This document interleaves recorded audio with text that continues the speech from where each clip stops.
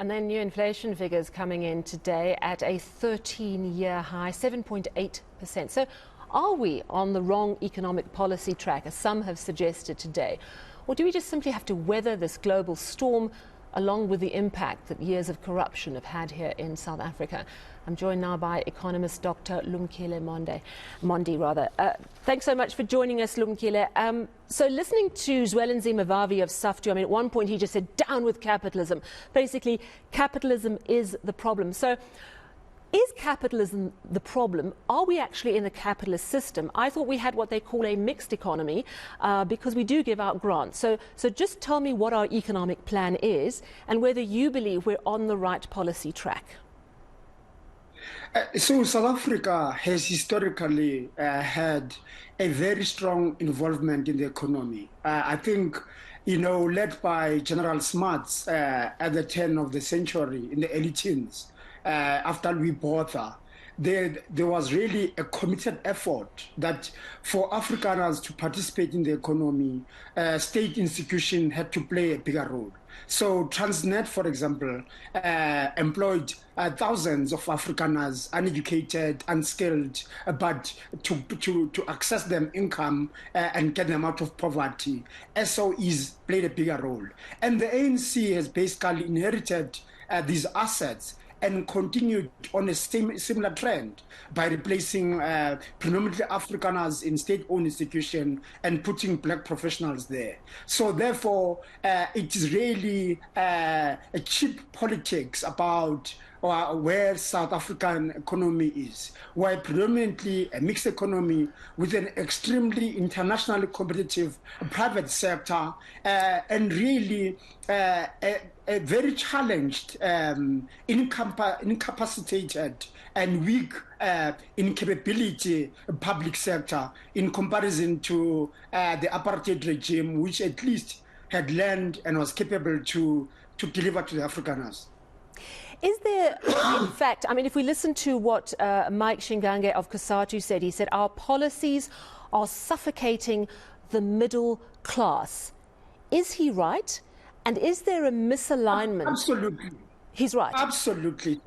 So the middle class basically carries the millions of South Africans who have been left out by the ANC policy choices. So the ANC policy choices support a middle class. Mbeki was very, very conscious and clear that his agenda was to expand the black middle class. By doing so, can I just let me stop myself because I misheard. I think he said our policies are suffocating the working class. Now, working class and middle class, are they two different things? So in the South African definition of working class, they basically talk about those that are unionized and those that are unemployed, which basically their actions don't necessarily support the unemployed because the demands they put on capital in terms of pushing capital to move away from 2 shifts per day to about 3 shifts, so that we can create employment. Many COSATU members don't support that because they want to work overtime and be paid more, in the process lock out many South Africans that are unemployed. So generally, this is really a movement. Our movement is a movement that only looks after the employed. Most of the people in South Africa are highly dependent on the state. They don't belong to political or trading organization. They are continuing their own lives, only going to the state to get the various social wage that South African government has introduced under the ANC, be it the 350 TERS or any other social wage pensions, as well as child support grants and many others, which have really carried many lives, without which many South Africans will be living below poverty line. And does the fact that we offer those grants in South Africa mean absolutely that we're not an entirely capitalist state?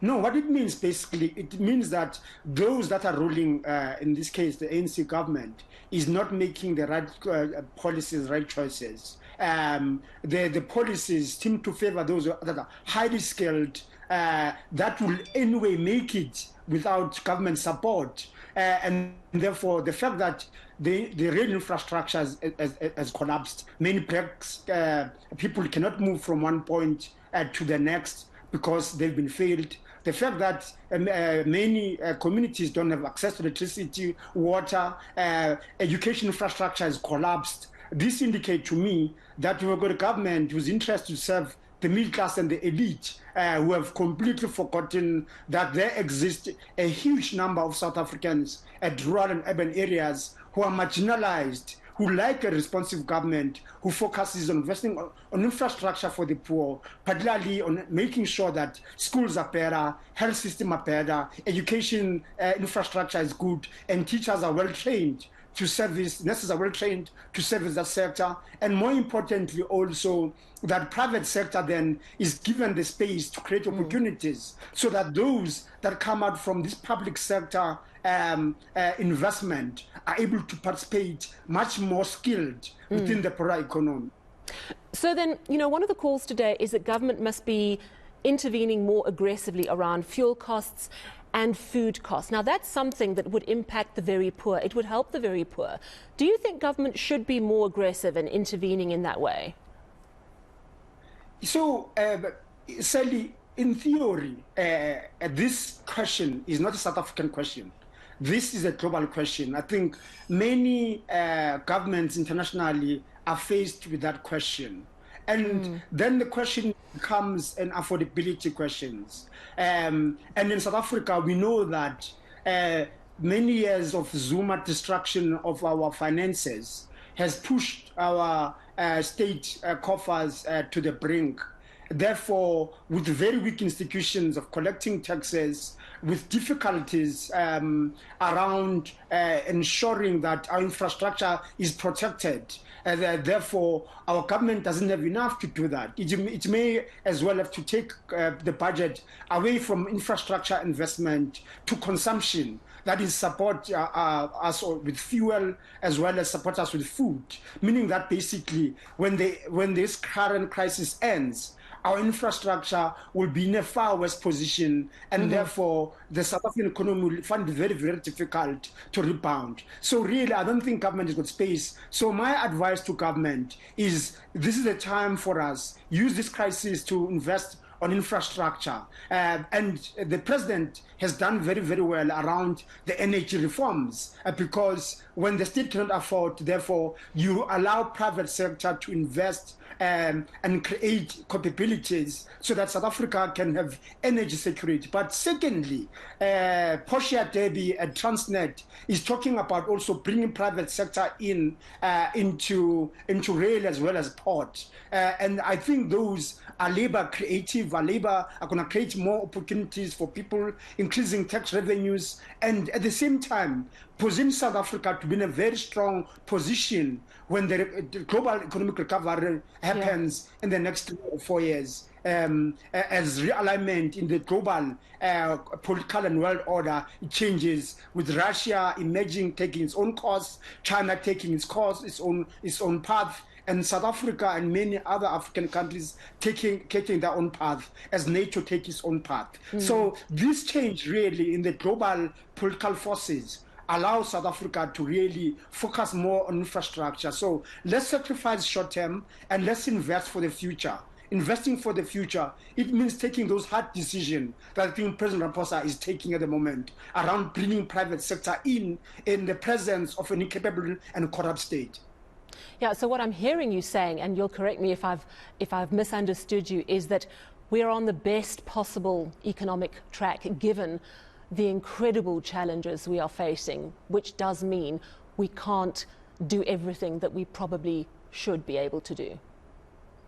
Absolutely. And hence, we're leaning on the private sector to help us build infrastructure, strengthen infrastructure, so that when the order rebalances, be it a tripolar or a multipolar world, that South Africa is ready to reassert its own interest in that order because it's got a very strong economic base, having used this crisis to invest on infrastructure, whether in this case private sector led, in the absence of a focus state where resources are always repurposed for private gain by those that are close to the political order. All right, thanks so much for chatting to us. Always so great to have a conversation with you. That was economist Dr. Lumkile Mondi.